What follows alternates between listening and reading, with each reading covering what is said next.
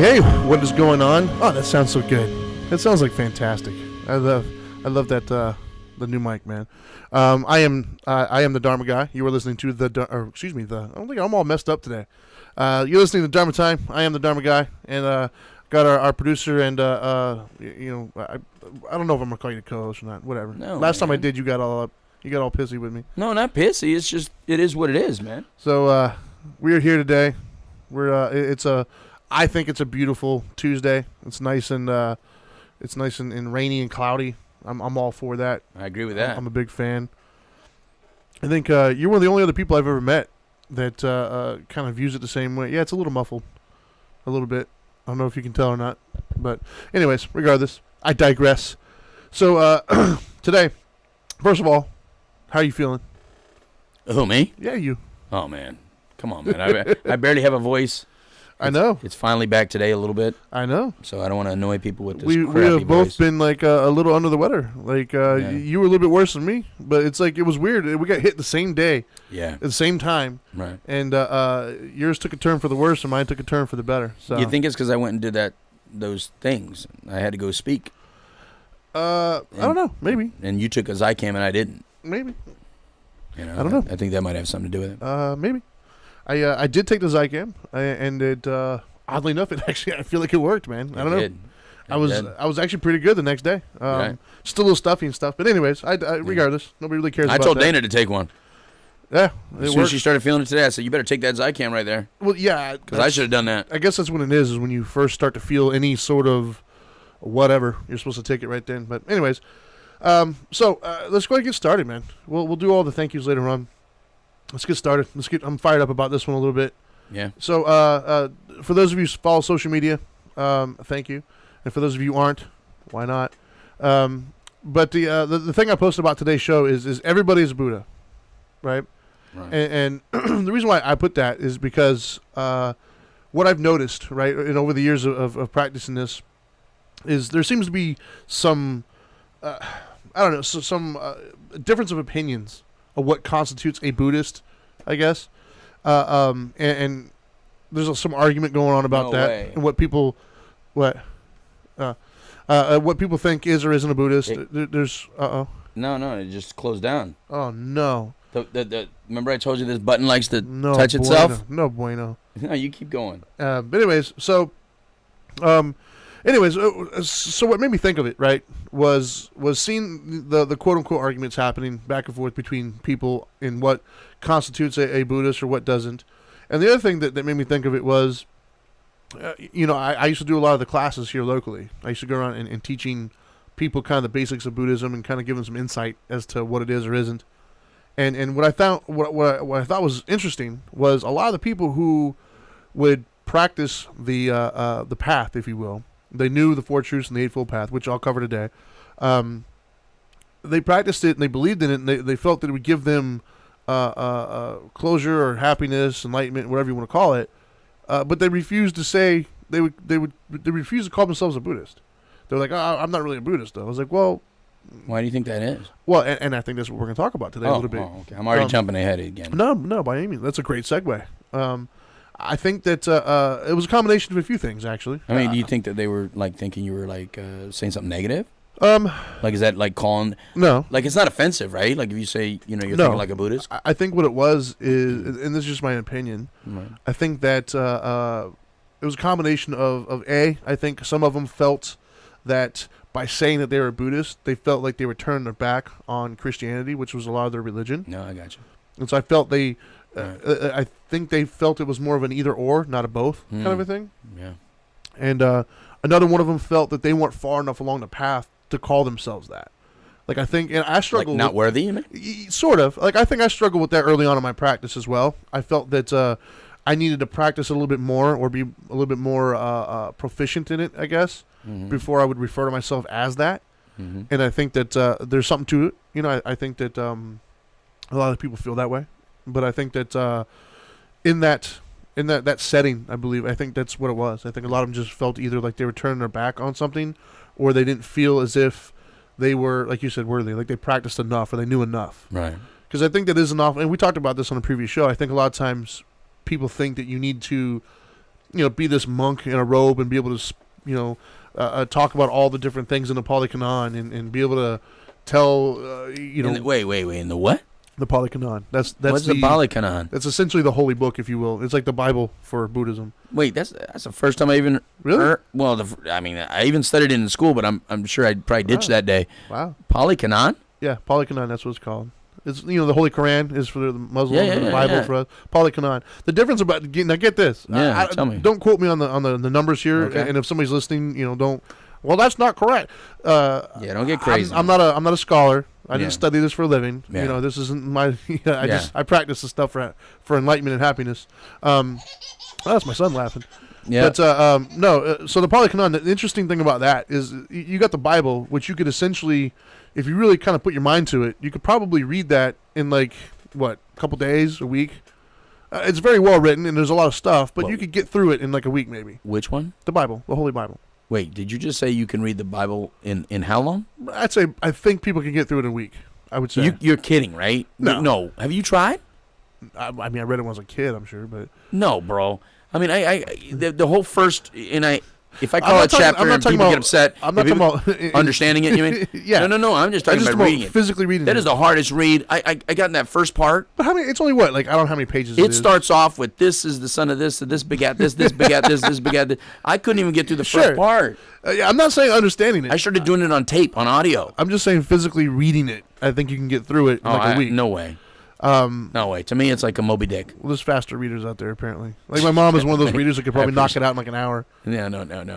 Sid Harth, on the other hand, you can read in a day. Sure. But the Polycanon, dude, it's like, I'm going to get this wrong. So once again, somebody's going to somebody in one of these groups is going to be like, that guy doesn't.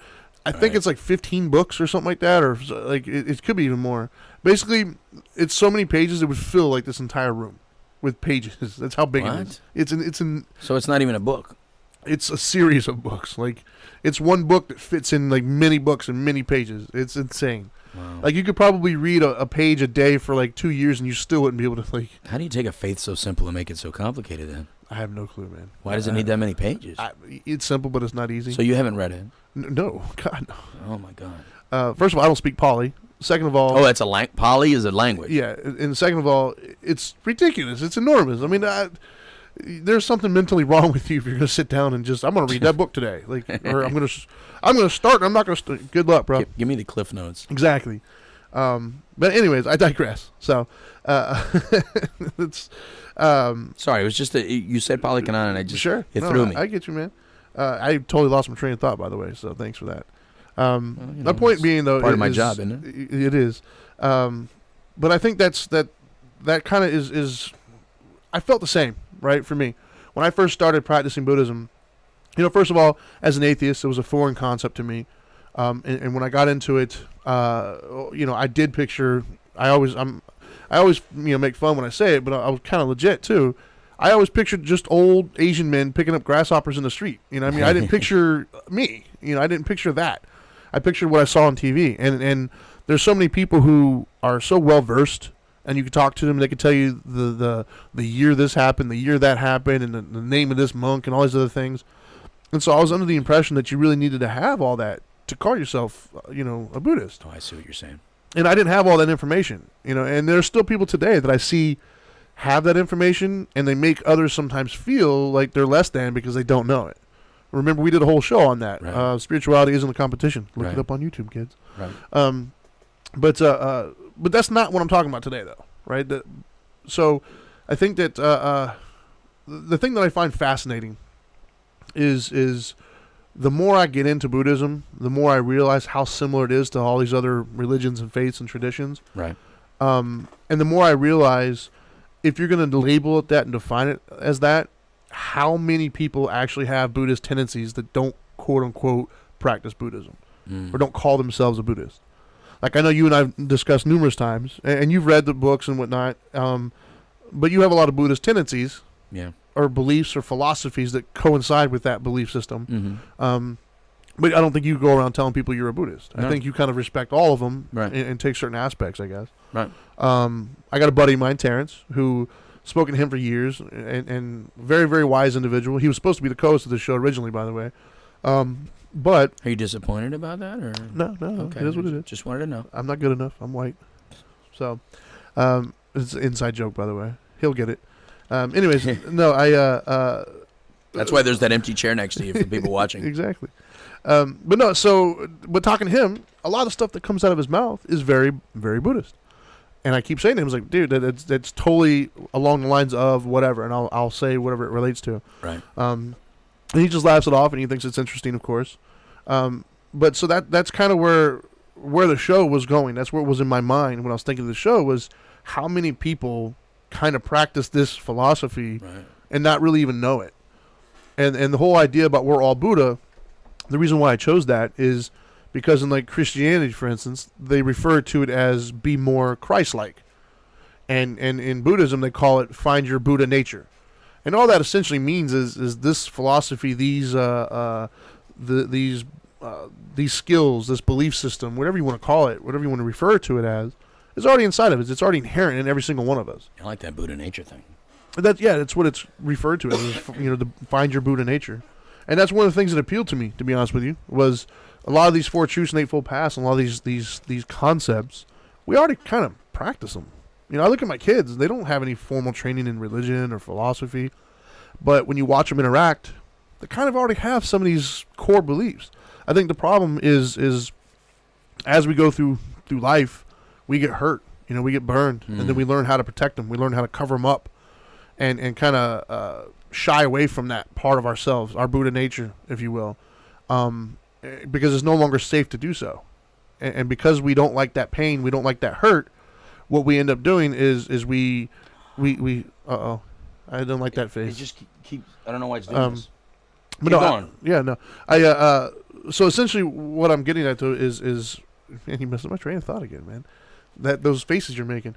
But anyways, so kind of that's the path that I'm going on today, by the way. That's where we're going. That's why I came up with this idea, this concept. So do you have any, as somebody who doesn't practice Buddhism outright, but quite a bit, you read Siddhartha, you spent a lot of time with me, we talked about it. What is your initial thoughts? Like when you hear the phrase, we're all Buddha, what kind of comes to your mind? Well, first of all, cut off the original streaming, let me back on the stream. Okay. And then while I'm doing that. I shall. Okay. Done. All right. So when you say the Buddha nature, I think what's interesting about the whole thing is, like, you and I have a lot of similar beliefs as far as that these aren't very different. All these faiths and all these belief systems are not as different as we make them. Right. Some of them are very similar. And I think where we start differing, or where there becomes some argument or discussion, is when people start putting names on things, like certain deities or certain stories, instead of looking at them as stories or some sort of metaphors. They start taking them very literal and saying, well, this person is the leader of this, instead of just all looking at all one, right? What I like about Buddhism is the absence of some of that. It's more about oneness and more about unity and more about inclusion of all peaceful thought, rather than trying to make the stories more of the issue. Yeah, well, it's the arc being an issue. It's more experiential based as opposed to faith. Right, because if you read Siddhartha, it has a whole story attached to that search, that path. But if you look at Siddhartha, you ask yourself, well, wait a minute, I've never heard any of this stuff anywhere. It's not like I heard the story of him trying to get across the river. That's not what's preached by anybody that I've ever known that's been Buddhist. Right. Instead, it's the stuff that you talk about that you're sharing today. Right. So that's what I like about it, that it's more about how to apply it rather than the story of where it came from. Yeah, I think, well, the thing that I do find fascinating, and I alluded to this a few minutes ago, they kind of all, and this I'm not going to lie, dude, this hurts as an atheist. It does. It hurts a little bit. It stings. But they're all kind of the same, dude. When it comes to Christianity, when it comes to Buddhism, Muslim, they're all kind of the same thing, man. For the most part, they're all basically trying to help you be a better person, for the most part, and treat people with kindness and dignity, respect, things of that nature. The biggest difference is being why you're doing it. So, like for instance, in Christianity, you're doing it because you're trying to be more Christ-like. You're trying to get into heaven, things of that nature. And I'm oversimplifying this, I know. So please, nobody email me and try to correct me here. But and with Muslim, the Prophet Muhammad essentially laid out how to be the best version of yourself and gave all these rules and whatnot. With Buddhism, the idea is to find enlightenment and stop suffering and whatnot. So they're all kind of the same for the most part, give or take. But it's just the reasoning why is typically what changes, what your motivation is, and what your reasoning for moving forward, I guess. And yes, the thing that kind of I like the most when it comes to the Buddhist philosophy is it's experiential based. There's no faith in it, basically. You don't have to believe in something. You try it, and if it works, do it. And if it doesn't work for you, then don't do it. And the thing I like most about it is if something doesn't work for you right now, doesn't mean it won't work for you later. Yeah, I like the utility of it, to be honest with you, that it's very useful and that it doesn't involve a fear factor attached to it. Yeah. I think one of the big issues that I had with, I was raised Catholic. Right.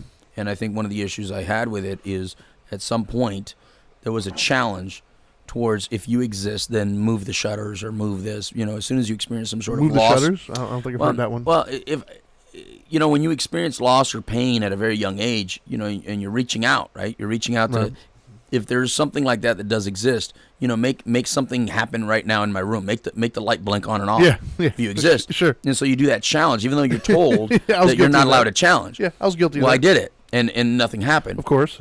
But when I did the same thing, and here's the odd thing, when I did the same thing to the evil spirits of the world, bad things happened to the people that I was kind of like cursing in my head. Interesting. And so, and that was very coincidental. Right. But I took that at the time, it doesn't I took feel that way. coincidence as a sign. Of course. And I ran with it. Yeah, and, that's confirmation bias, man. Right. Like, yeah. Right. What I like about Buddhism, it doesn't involve any of that.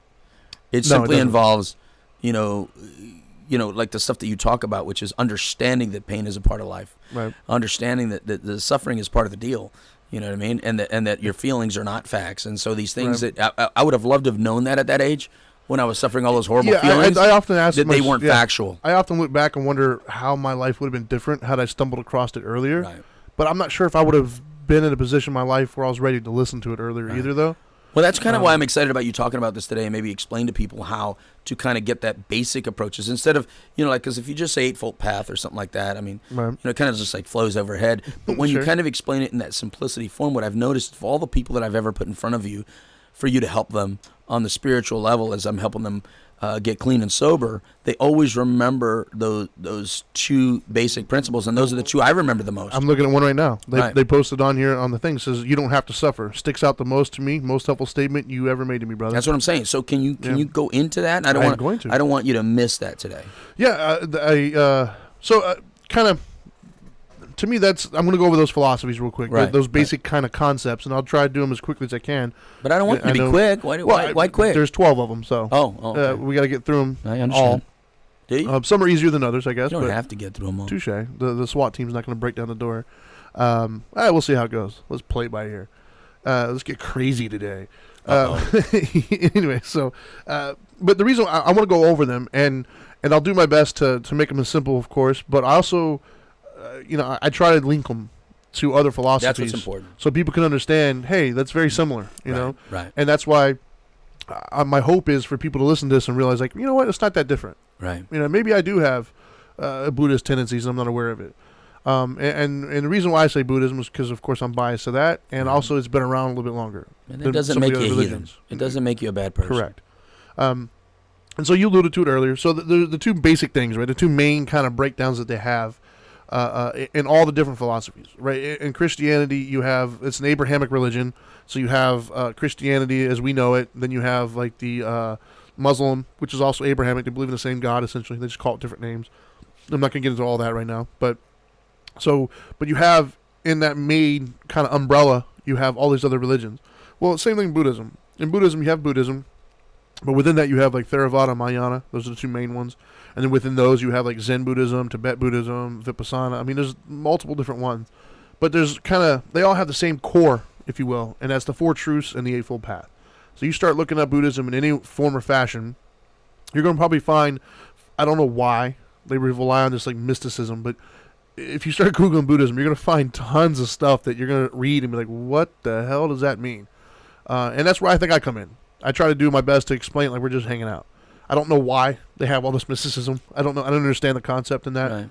I think they make it more difficult than it needs to be. I mean, dude, like you said, the Pali Canon is like, 15,000 pages. Like, why? There's no need for that. But anyways, I digress. So the first 4 truths, right? So these are the 2 things that they all have in common: 4 truths and the Eightfold Path. So the first one of the 4 truths, and you said it earlier, is pain is a part of life. And I think that, for me, I think that's probably one of the most important ones. I think so too. To wrap our heads around.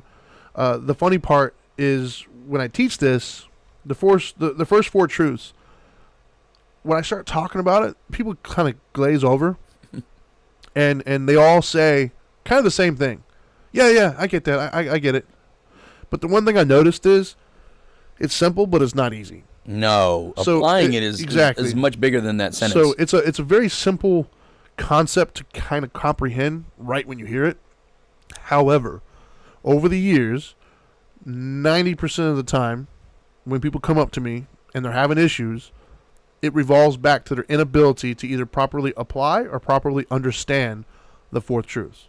So something doesn't add up there, right? If everybody's telling me, yeah, I get that, maybe not as well as you think you do. And so, I often joke that I could spend an hour on each one of the truths easily, and I've done it. So I know I can do it. That's how complicated, how important they are. And so the first one being pain is a part of life is probably one of my favorite ones, or one of the most important ones, which is probably why it's the first. And that is pain is a part of life, meaning that no matter what you do in your life, man, like you can live it, quote unquote, the right way, have all the right friends, make all the right decisions, whatever you define that as, and things are going to still happen. You're going to still get sick. Your friends and family are going to pass away or get sick as well. Bills are going to get lost in the mail or whatever. Flat tires happen. Just things that are outside of your control are going to take place, and there's nothing you can do about that. It doesn't mean you're a bad person. It doesn't mean that you should have done something different. It doesn't mean that you're living the bad life or anything along those lines. It has nothing to do with you. It's life. If you're alive and you're a human being, you're going to have pain in your life. And it doesn't mean you did something bad in a past life. Correct. And so, and for the purposes of this, we define pain as simply things that we find unsatisfactory. So pain could be physical pain. I mean, I don't know about you, but I find that pretty unsatisfactory. Sometimes.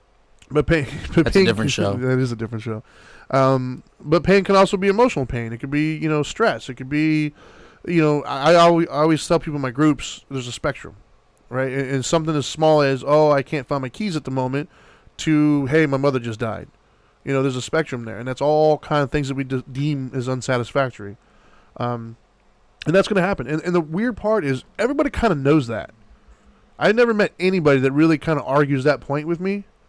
But yet, what is the first thing that we all kind of inherently do when something doesn't go our way?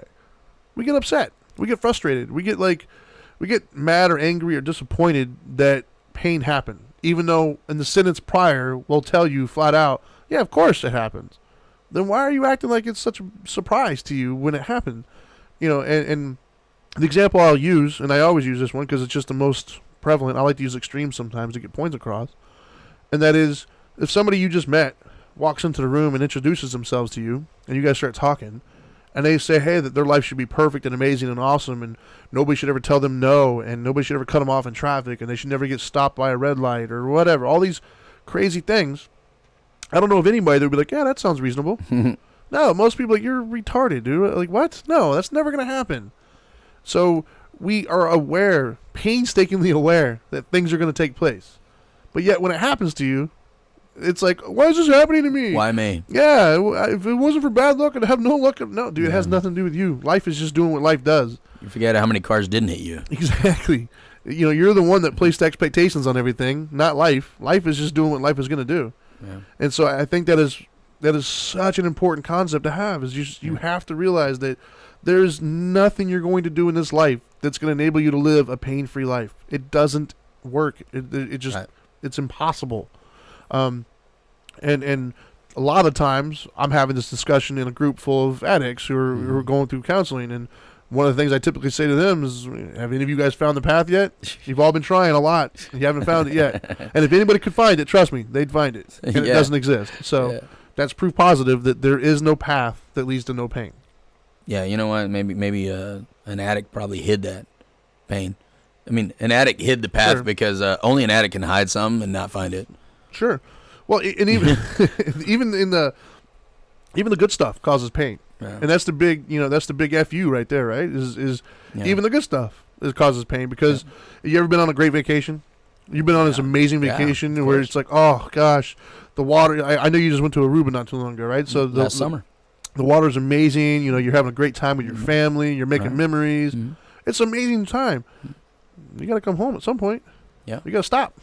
You know, it's like, you got to pay that credit card bill. That too. So even the good stuff has a certain component of pain to it because it comes to an end. It doesn't last forever. And even on your worst day, there's so many great victories on your worst day.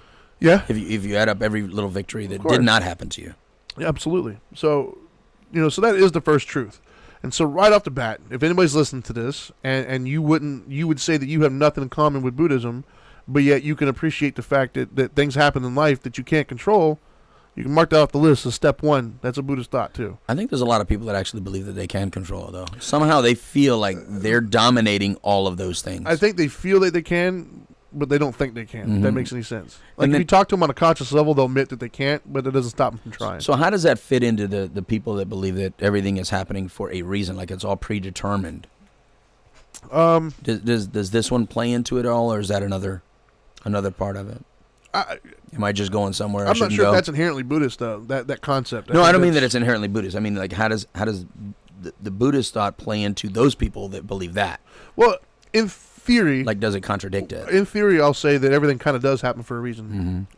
Just not the way that people are probably thinking. They're thinking this big grand plan, this big grand scheme of things. Well, in Buddhism, we call it dependent origination, meaning A leads to B, leads to C kind of a thing. In other words, this laptop in front of me is a result of somebody first saying, hey, I want to make a laptop, and then putting all the materials together and creating a laptop. Correct. So it happened for a reason, and the reason being somebody decided to put it that way. Right. So I'm not sure if that answered your question or not, but... No, but that's okay. I was probably throwing you off. Maybe. We'll get to it, I'm sure. So that leads me to the second one, right? The second part of the Four Truths.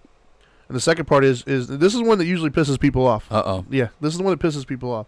This is the one where I start to confuse people, and they start to get a little irritated.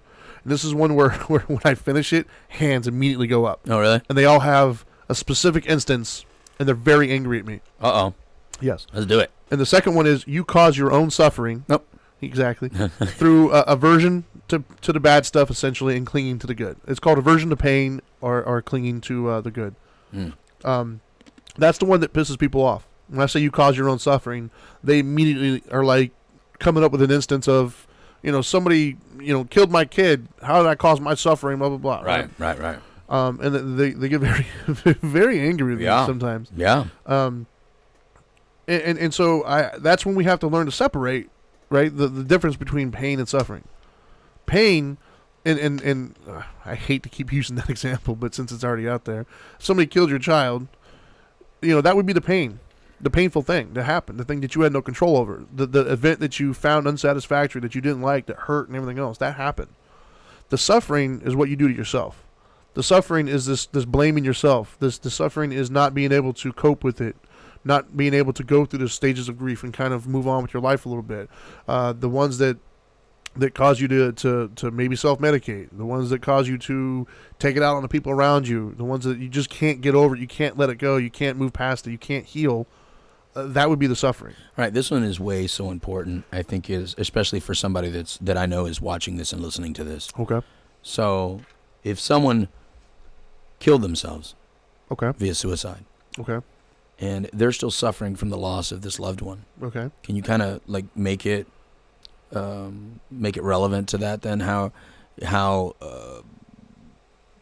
this relates to that example where it's their loved one, their family member, kill themselves, they're still suffering to this day. Sure. Can you really make it apply for them? Because I really want them to be able to move forward, especially the mom. They're a very great family. They're good friends of the show, good friends of us, and I know there's some still suffering there. So, Right. so can you apply it? Yeah, I mean, I'll do my best. No pressure, right? Yeah, well, I mean, if you're gonna do a show on this, you might as well make it apply to the real deal, somebody's life out there, right? No, I mean, and this is what we do every day. Yeah, man, this is what we do. And I knew that you could help them. Yeah. So I would say that kind of applying the 4 truths to that at the moment, anyways. I would say for the first truth, acknowledging the fact that the person, you know, decided to take that solution. I guess what they felt as a solution. Yeah, what they thought. You know, you had no control over that. It's a part of life. You know, there's millions of people who've lost somebody to that. Not to trivialize that, but it's not unique to only you in this world. It happens. It's a part of life. It's a sad part of life, but it still takes place. And it's supposed to hurt. Mm-hmm. Like, it's not supposed to feel good. You're not supposed to be like, oh, hey, this happened. Woohoo, let's go party. Right. It's supposed to hurt. It's supposed to sting. Mm-hmm. So allowing it to hurt is one thing. The suffering comes into play with the inability to accept the fact that it did happen. You have no control over it. But the idea that you don't want to feel that pain, like you shouldn't have happened. It shouldn't have happened to you. Right. And I think that's where we start to get in trouble. That's from this philosophy is we have this, I would say, you know, for the first truth essentially and the second truth combined, we have this little box in our mind of when we wake up in this little box, this is how my day is going to go all day. This is what people are going to say to me. This is what's going to happen. This is what I'm going to do. You know, this is it. This is how my day is going to go. And then what happens is life is like, that's cute. I'm glad you have that box, but I'm going to do this. And it gets you something completely outside that box that you thought was going to happen. And so now, because your expectation wasn't met in that instance, you spend the rest of your day putting out fires and trying to make everything get inside that box. Mm. And then that's where the creation of suffering takes place, is because you're going to suffer at your inability to do that. You're going to suffer at your inability to control the uncontrollable. So this idea, so there's 2 parts of the second truth, and that is the clinging to the good and the avoidance of the bad, essentially. So this idea, let's start out with the bad in this case. So this idea that this shouldn't have happened, or I don't want to feel this, or I don't want to deal with this, or it shouldn't have happened, whatever. Those all woulda, coulda, shouldas. Life doesn't care about you. It doesn't. You didn't have control over that. Yeah. And so, you know, maybe you're right. It shouldn't have happened, but it did. Yeah. Life is not a feeling animal. Exactly. Yeah. And so, I think that's where the suffering comes into play, was this inability to accept it for what it is, not what you wanted it to be. And that right there is probably, dude. I mean, I see that more than anything, is that second truth, this inability to accept things as they are. Mm-hmm. You know, we go through life thinking that you know, this should be this should be that, this person shouldn't do this. Why? Well, that's why you did a show on masturbation. I did, yeah. Also available on YouTube. It is. Tune in. No, I think that's what it is we have all these kind of preconceived notions of what things should be or shouldn't be. And then when they don't hit that, when they don't meet our expectations, we start to lose our cool, our peace. And I think that, you know, I'm guilty of it. We all are. But that is the path to suffering. That is the path to, it obviously it's the path to suffering. It's also the path to happiness. It's just kind of understanding that. Are there physical practices to kind of make number 2 kind of work better for you? I think each, there goes the phone. I think that there are some physical practices. I mean, first and foremost, you know, it doesn't matter. In Buddhism, of course, you have meditation. And for those of you who aren't watching on Facebook Live, our lovely producer here bumped the phone and it fell to the floor. I was trying to read what Marissa wrote and I messed it up. Oh, I can look on here. Yeah. I'm just, I don't was responding to you. I'll lose my train of thought, though. Yeah, so. I didn't want you to do that. Anyways, so physical practices, I'd say the only one that I can think of right off the bat is meditation. Okay. And I know that meditation is oftentimes confused. They think that there's something to be good at or bad at, or there's some special kind of meditation, or you're supposed to feel something afterwards. And all meditation really truly is, man, it's just practice of controlling the mind rather than the mind controlling you. And that is part of the Eightfold Path, by the way. Okay. But so back to the second truth, you know, you have to have this understanding, this idea that you're never going to be able to make pain go away in your life. There's going to be pain present. And the sooner you realize that, the sooner you can kind of get that peace. Because if you kind of always spend your time trying to push that pain away, it's never going to happen. And it's the equivalent if I told you to right now, pick up that wall. Mm-hmm. You can't do it. And so most likely you wouldn't even try. If I told you to pick up the wall, you probably look at me like I'm nuts. I'm like, I'm not going to do that. It's impossible. Right. Well, the problem is trying to push pain away is as futile as that. But yet we don't look at it as it's impossible. We're like, yeah, I'm going to go try. Well, how long trying that before you start to get a little irritated? Like, why isn't this happening? Why can't I pick this wall up? Well, the same concept comes with the pain.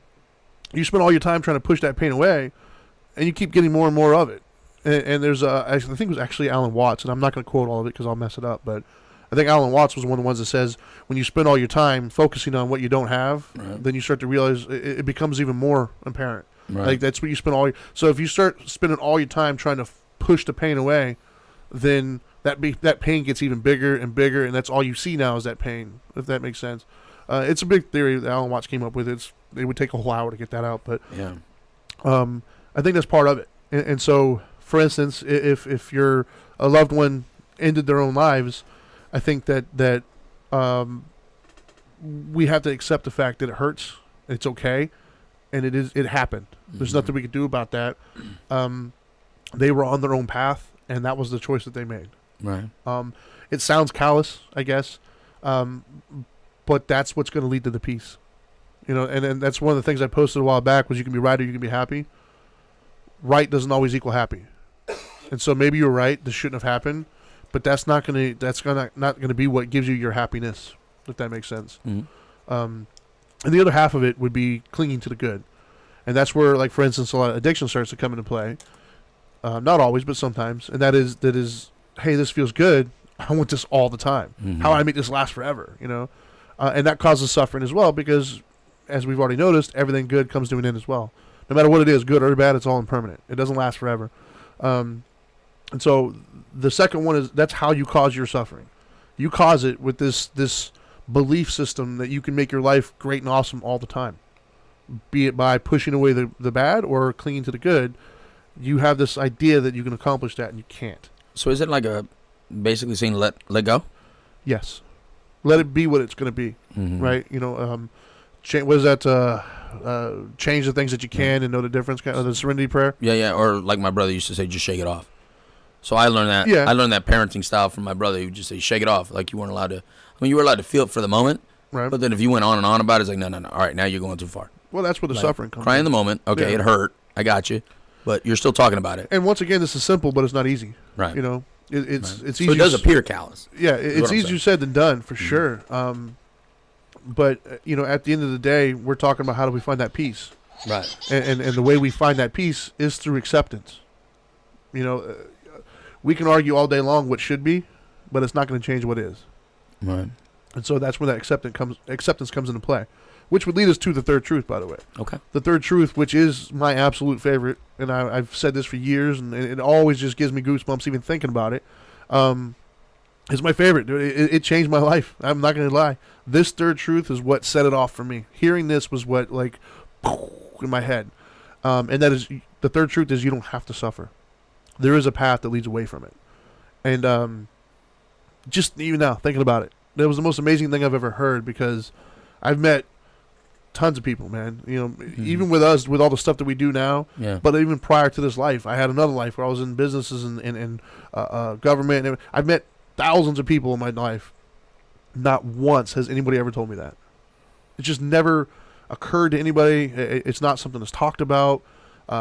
People hear that and they instantly are confused. And even that one, hands usually go up with like, what do you mean? Mm-hmm. And I'll repeat it. You don't have to suffer. There is a path that doesn't cause suffering. Some people feel guilty, so they feel like they have to. Yeah. It's just an amazing concept to me that you can choose to not suffer. The way I personally looked at it, I'm a very non-conforming individual, in case we haven't noticed. Anti-authority, things of that nature. Mm-hmm. And so for me, the way I looked at it was, that was my way of saying screw you to the universe. Mm-hmm. Universe, you could throw whatever you want to at me, and if you're Christian, you can call it God. If you're Muslim, call it Allah. I don't really care. Put whatever name you want to it. You can do all these things. The devil, whatever. All of which I can't control. My loved one committing suicide. My loved one in drugs and alcohol. This person broke into my house. This stoplight hit me. My car broke down today. My dog died. Whatever. I can't control any of that stuff. So you can create pain in my life. But the one thing you cannot do is you cannot make me suffer. Suffering is my lack of acceptance, essentially. My clinging to the good or trying to push away the pain. Nobody can control that but you. And so for me, that was my way of kind of fighting back by saying, I'm a competitive person and I'm not going to lose. So for me, it's like if I'm suffering at the moment, like, gosh darn it, I lost that one. But if I don't suffer, it's like, I got you. You didn't make me suffer on this one. Yeah, it sucks. I don't like what just happened, but I've accepted it. Doesn't mean I like it. Doesn't mean I enjoy it. Right. Doesn't mean I wanted it, but I've accepted that this is it. This is what happened. And so that is one of my favorite. That is my favorite, my absolute favorite of the Four Truths or Eightfold Path, is that this path exists. Because if it exists, that means you can find it. Yeah. And that's what I loved. That means, to me, that was the solution. That was the golden goose right there. Like, because what made me figure it out was I spent all my time trying to be right. And I was one of those individuals that was the woulda, coulda, shoulda, the masturbator. Yeah. And I was saying to myself, like, that mindset was causing me so much rage and anger and hurt and everything. And so I found myself sitting around one day. I was like, dude, there's got to be a better way. Like, this way's just not working for me. I could spend all my time masturbating, and I have been, and it's not getting me anywhere. I'm still frustrated. I'm still angry. I'm still not dealing with things in my past. So obviously this isn't working. And so I just there's got to be a better way. And so when I heard the third truth, when I started reading into this and I looked into it and I heard the third truth, I was just blown away. I was like, this is it. There was something out there that agreed with me, I guess.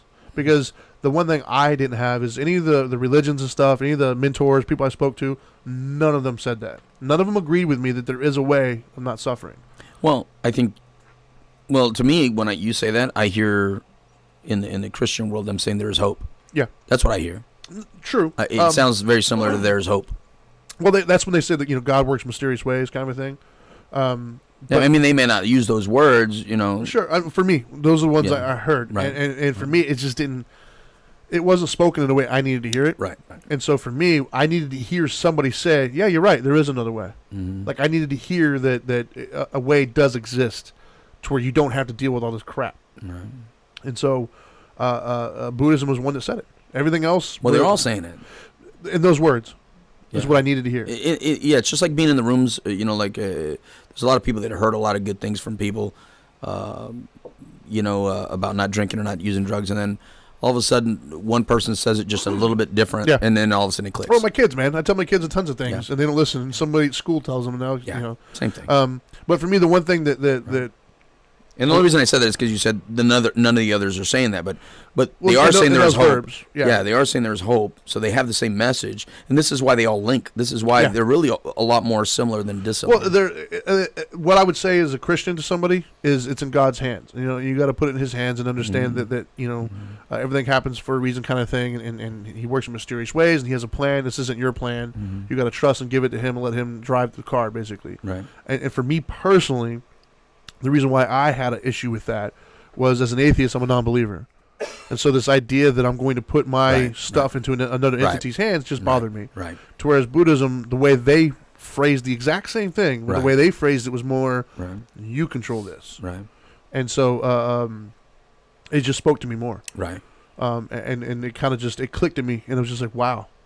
Yeah. There is another way. Holy cow. And so I just started immersing myself and reading more about it and kind of learning about this way. Right. And it was hard. It was very hard.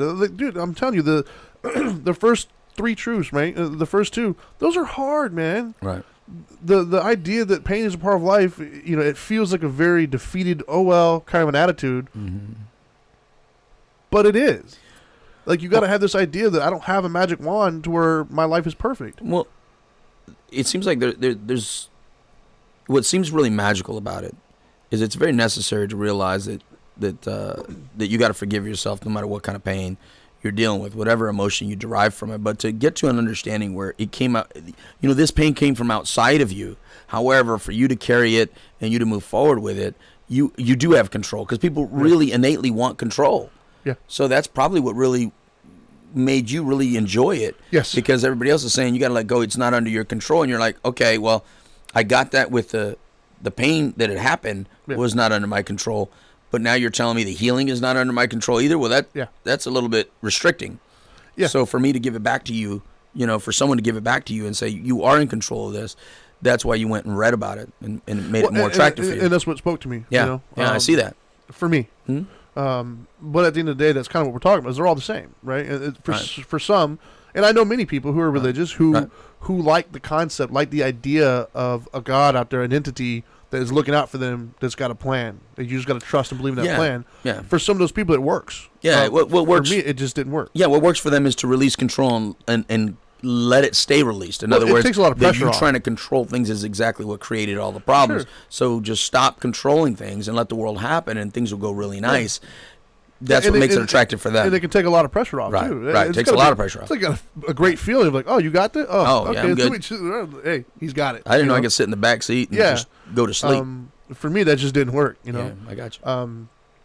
And so, but like I said, those are hard, dude. They're extremely hard things to put out there. And one of the hardest parts of what I do is to talk to that person who's hurting and tell them these things, because obviously I do my best to try to do it in a way where it's comforting, not hand slapping, but it's like that phrase, your best thinking got you here type of thing. There's never a good time to tell somebody that. Like, there's never a time where someone, oh, thank you so much. It's always going to be, what? No. Well, now I want to hear 4, so keep going. And so the 4, we're not going to get through 8, by the way. Well, you still got to get to 4, because now I want to know. The 4th one is the way, right? Okay. And the way would be the Eightfold Path. This is like the blueprint, essentially. These are the So is that like the 10 Commandments? What is that like? It's like the physical and mental characteristics, or the skills, if you will, that you can build within yourself to help you achieve the cessation of suffering. This nirvana is what they call it, enlightenment, if you will. So basically, the 4 truths were to break down. If I was talking to a layman, just kind of off the cuff here, tell them the first 4 truths. Their responses are typically, okay, the first truth, yeah, I kind of understand that, I get it. We all, things happen. The second one, I'm not sure if I totally get that or not. It sounds a little, a little kind of BS, but fine, I'll give you a little bit of it. The third truth, holy cow, that sounds amazing. How do I do it? The 4th truth is the way. The 4th truth is the how. Okay. So the 4th truth contains the Eightfold Path, and those are the 8 skills that you develop. And some skills you're going to be good at already, and some skills are going to need a lot of work. Right. And you do them all at the same time. Otherwise, it's not like step work where you do 1, then 2, then 3. You do them all kind of at the same time. Are they all action-oriented? No. Okay. No. And I don't even really want to get in any of them right now. Right, no, that's fine. We only got like 8 minutes. That's fine. So I'll stick with the first 4 truths then. And so those 4 truths, this is what I mean, though. I like those first 4, though. I think you can. I love those first 4. Very useful. So with the 4 truths, though, I think that is the Dharma, right? That is how the Dharma wheel got started. Those are the first teachings of Buddha when he met the the 4. I think they're called the 4 messengers. The 4 messengers in his life, when it came to them, those are the 4 things that kind of sparked that idea in his head. And when he found enlightenment, became the Buddha. And by the way, for anybody's watching this, when I say we are Buddha, it's just a title, guys. Think teacher, basically. Buddha is just a level of attainment where you kind of reach that level where you understand it and you no longer suffer. So Buddha isn't a god, isn't some mystical being. It's just a dude that kind of figured some stuff out, and he's telling other people about it. That's really what it is. And so I think we all have that nature. We all have a Buddha nature. We all have, these inclinations within us. I think that if we look back to our younger days before we learned to hurt, I guess, right. We all had those. We all had compassion. We all had this love of ourselves and others. It wasn't taken from us. We just learned how to cover it up. We got hurt a little bit, and so we covered it up, but it's still there. Your Buddha nature, your Christ-like actions or behaviors, it's all there. We just got to learn to kind of uncover it a little bit and put the onus on that, I guess. And so, but the stuff I'm talking about, none of those are inherently Buddhist. Mm-hmm. I mean, they're Buddhist terminology, Right. But I don't know of any religion or philosophy that's going to tell you the opposite of that. You know, I think they're all going to kind of tell you the same thing. And so whether you know it or not, if you're practicing these things, if you call yourself spiritual in any form of the word, you kind of probably already practice a variation of these somehow, some way. If you call yourself religious or spiritual, either one, I'm not aware of any of them out there that don't mimic this some sort of way. So even if you call yourself a Christian, you still might have Buddhist tendencies and not even be aware of it. Right. And vice versa. Even a witness. Yeah. And even if you're a Buddhist, you probably have, Christian tendencies. Right. I'm not, as an atheist, of course, I don't believe, but at the same token, I also don't believe that religion's bad. Religion is fine. Religion's actually pretty cool. Like, it gives you a blueprint of how to behave in life in an acceptable manner. It's the interpretation of man that kind of where it goes sideways. It's how we interpret it and how we use it for our own purposes, our own gains, our own perspectives, which causes the problem. Our own separations. It's like saying that this I don't know, this computer or this speaker here is good or bad. No, it's not. Right. We use a speaker at the moment to kind of help people on Facebook Live hear what we're talking about when we have somebody over the phone or something like that. So in that sense, it's good. If we use it to bash somebody's head in, it's going to be bad. Right. And so, it's not inherently anything. So it can be it's not the thing itself. It's how we interpret, how we use it, and how we, go that route, I guess.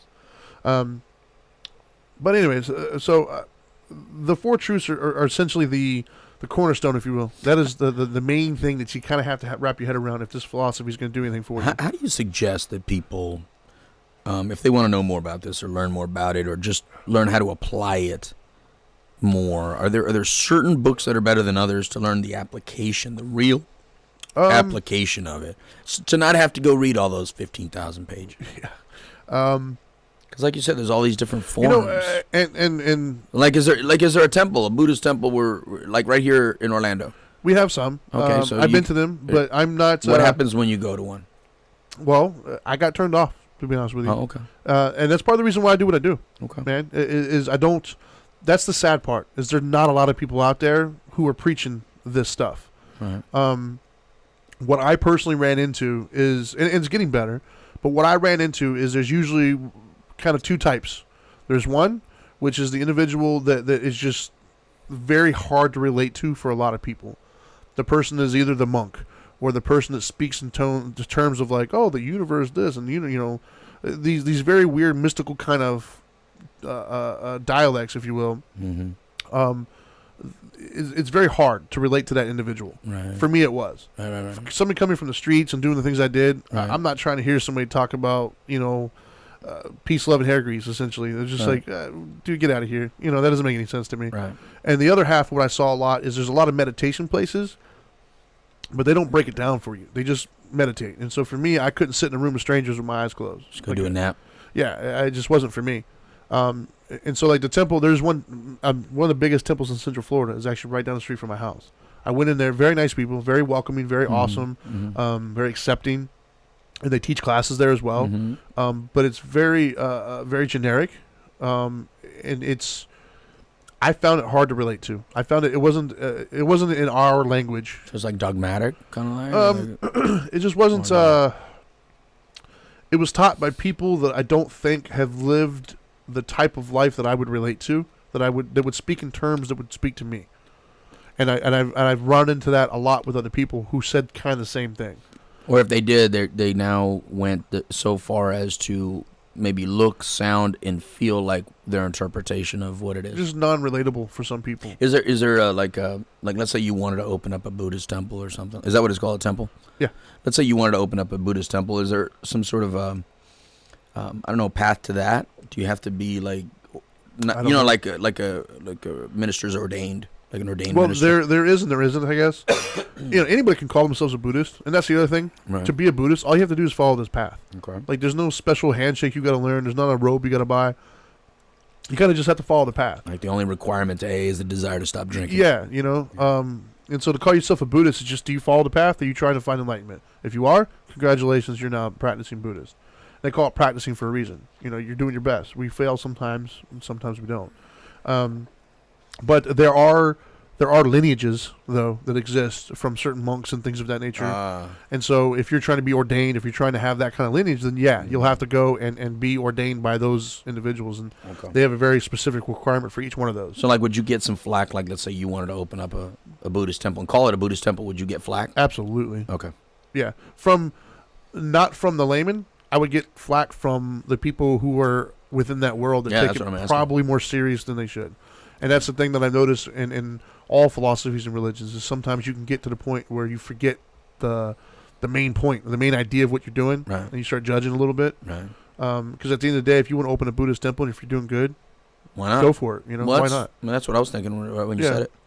But yeah, there's one guy I know in particular, Brad Warner is a Zen monk, white guy, lived over in Japan for a while in China, and he was a punk rocker and did all these other things, but when he lived over there, he got ordained as a Zen monk.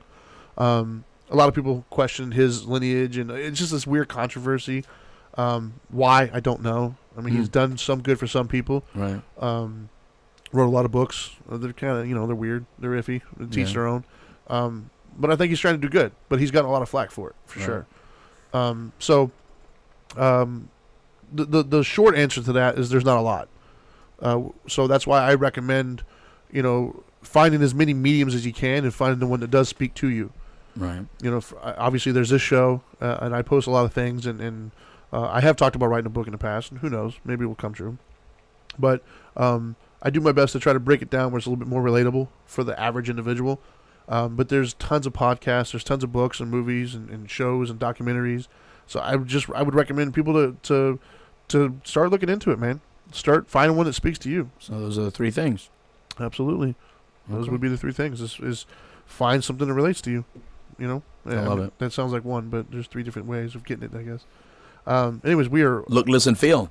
Yeah, I'm getting that look right now. I'm feeling it, and I'm listening to you. It's that time. So I told you we wouldn't get through them all, man. I tried. I don't think you should have. Yeah. I think you did exactly what needed to happen. Look at you. You're very, very Zen-like there, man. I like that. That's my inner Buddha. We are all one. That's right. Real quick, I got to say thanks, man. We got to thank our sponsors. We got to thank Retreat Premier Addiction Treatment Centers. We got to thank Journey Pure. We got to thank the Now Matters More Foundation, nowmattersmore.org. Go there and donate, please. We got some big things coming, some good announcements. Make sure you stay tuned to the Couch Live on Fridays at 1. You hear more about that. And thank you to Orange County. Orange County is a big supporter of us. And if you're listening on WPSN Radio, or WPSN99.com, coming up next is going to be Recovery Radio. Make sure you stay tuned to that. And until then, now that you know better, do better. See you.